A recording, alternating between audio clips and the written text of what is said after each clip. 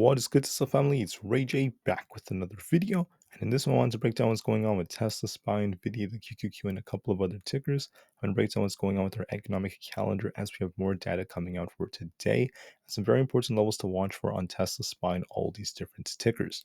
But before I break things down about all this information, before I get into any more details, let me just mention a couple of things.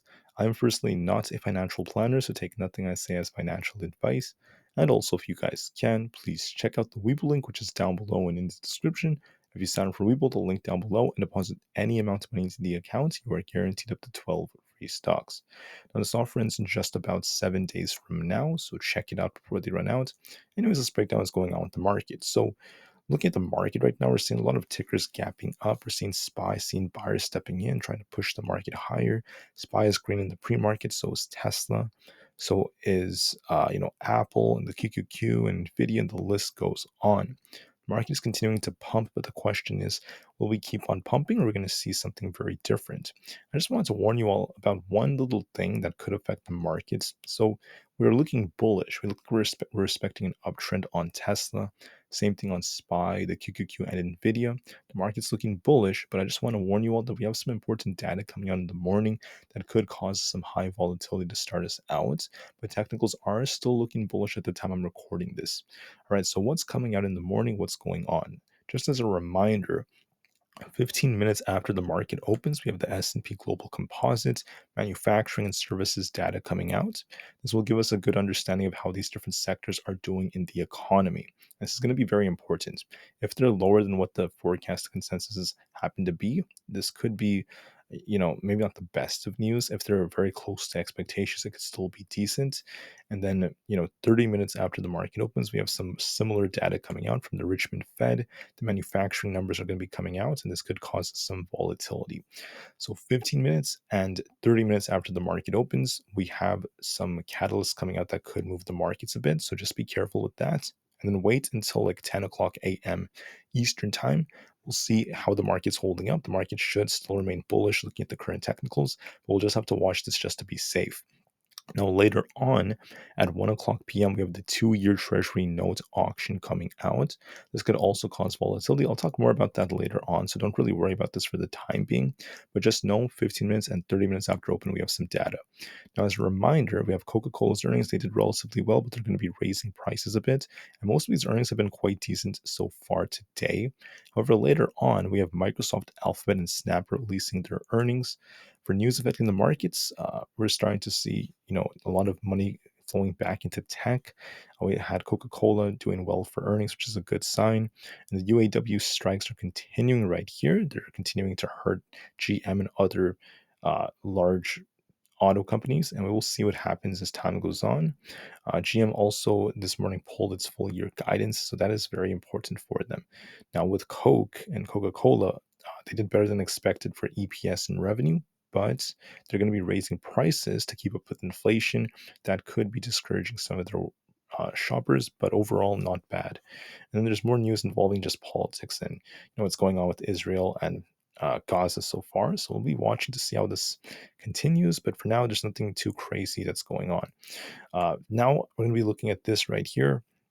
The Cybertruck is once again, it's relatively large, especially compared to the Ford F-150 Raptor. Very, very great comparisons have been made between them, and it has a very, very large fleet of these Cybertrucks. The prototypes are coming out, and I'm just very excited for this, especially for many years to come. So, very, very cool stuff over here. You can see the Cybertruck just looks incredible, and I can't wait for the launch events coming out within the next month and a week. So, we'll be watching for that. Anyways, that's pretty much it for the news. Let's talk about the charts now. How is Tesla looking? So one little concern I have for Tesla would be the fact that we have this gap down here from the pre-market down to about 214. There's also one that could take us down towards this like 212 area. And Tesla looks like it could decline a little bit, come down to fill this gap and then bounce, or the buyers could just step in immediately. But we're going to be watching what happens during the session. We're going to be watching to see what happens with PMI. Tesla is looking like it's making higher highs and higher lows, so it looks more bullish overall so far. Now, we have an inverse head and shoulders like structure, so the odds do favor more upside for Tesla, regardless of all the data that's coming out. And we're going to be watching some very, very critical levels, which I'm going to discuss in a second. So, for the levels to watch for, if Tesla comes down, Watch 215 as key support. If it loses 215, watch it come down towards this 212 area. If it loses 212, that's going to be like a more bearish case. Then it could start coming down to 210 or even 208. So you're going to be watching those levels very carefully.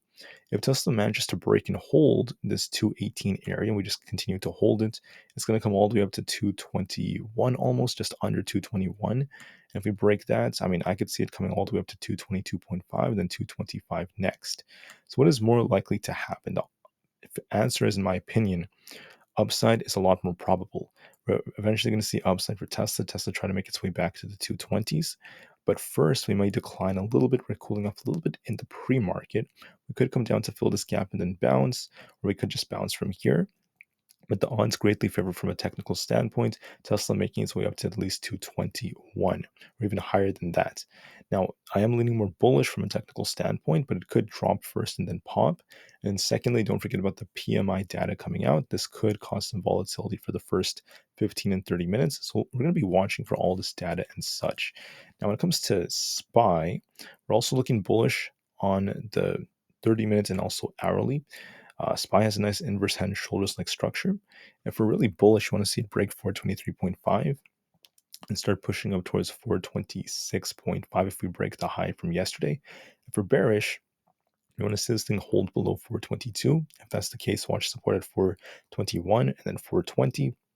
420 is where we have very key support, so we're going to be watching this very carefully. This could decline a little bit, then if we see buyers stepping in later on, we could see them push this all the way back up to 426. So we're going to be watching these levels very, very carefully. Now, also on SPY, I just wanted to call out that this inverse head and shoulders is quite clean, and 426.8. We have the 30 minutes 200 EMA, so it's going to be very important as well. Now, moving forward, when it comes to Aapl, I just wanted to call out that Apple's also looking bullish because we're so far holding 172.5. If we end up losing 172, we can turn bearish and see this thing sink towards 171.5. If we lose that, it's going to come down to 170.26. If we're bullish, you want to see this thing break and hold the highs right here around 174. If we achieve this, we could see this get very close to 126. So what is the most likely possibility?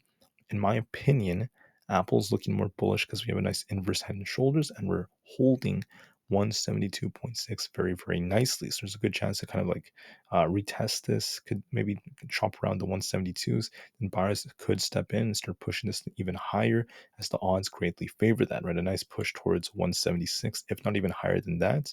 So there is potential upside over the next few days. That's very probable for Apple. But don't forget, for the first 15 and 30 minutes, PMI could cause volatility before that. All right. Looking at Nvidia stock, before I break down the QQQ and finish this video, Nvidia is looking like it's cooling off just a little bit. Basically, it pumped even higher than expected. I was thinking that would like kind of cool off first and then start pushing, but instead it reached this level, this 437 level. Now it's cooling off a bit. So we're going to be watching this previous resistance zone, which is going to become support right here around 430. If we lose this, we could see it come down towards 428, then 425 as key supports. And below that, we have some support at 422.5, which is this previous resistance. And we have 420. Now, I don't think it's going to drop that low. I think it's just going to kind of like shop around the 430s a bit, but buyers could step in later on and push this above 437 and all the way back up into the 440s. We have this imbalance at 444, and also we have this resistance at 448 and 451, which are three levels to watch for. Also 442, don't forget about that. So 442, 444, 448, and then 451 are some resistance levels worth noting. This inverse head and shoulders could actually be a little different from what was expected. This could be like an inverse head and shoulders. We could decline a little bit on Nvidia, either at 430 or 425, and then bounce and start pushing up back into the 440s. And I think the odds greatly favor that. Now, watch for this volatility that's going to be caused by this data. So far, Nvidia has potential to bounce, and I think that it may decline towards 430, if not 425, and then bounce, and then buyers can start stepping in. So watch those levels very, very carefully. QQQ, I forgot to mention, this is also looking bullish. We have a nice inverse head and shoulders. If we hold 358, we can see buyers push this up towards 361 plus. If we lose 355, 357, then watch 355, and then 353.5, and then 352. This is looking bullish from a technical standpoint. We've got a nice inverse head and shoulders like structure, and we could see this actually push us up towards 362.